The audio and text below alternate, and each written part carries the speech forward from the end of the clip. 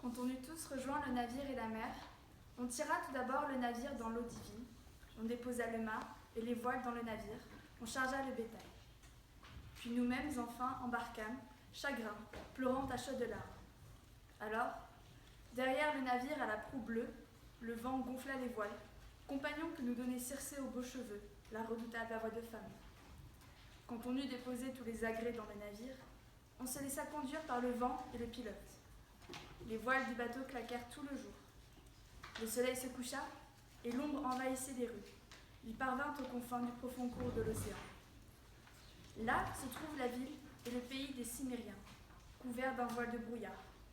Sur eux, jamais le soleil éclatant ne fait descendre ses rayons, pas plus quand il gravit les hauteurs du ciel constellé, que lorsqu'à son zénith, il se retourne vers la terre. Une funeste nuit s'étend sur ces infortunés.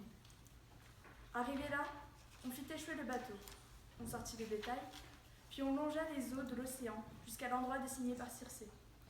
Là, Périmède, avec Euryloque, maintint les victimes. Tirant mon épée sur ma cuisse, je fis d'abord un trou d'une coudée carrée. Je répandis autour la libation à tous les morts. D'abord, le lait mielé, ensuite le vin doux, l'eau en troisième, et dessus, la farine blanche.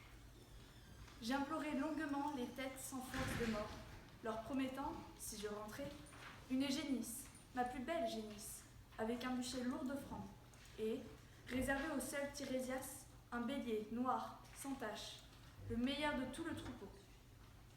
Puis, le peuple des morts, par vœux et prières implorées, je saisis les deux bêtes, leur tranchai la gorge sur le tronc. Le sang noir coula, et du fond de l'Érèbe, les âmes des défunts trépassés affluèrent. Jeunes femmes, jeunes gens, vieillards usés par la vie, jeunes filles portant au cœur leur premier deuil, guerriers nombreux, blessés par les lances de bronze et victimes d'Arès, qui portaient leurs âmes sanglantes. En foule, autour du trou, ils accouraient de tous côtés avec d'étranges cris, et la peur verte me gagnait.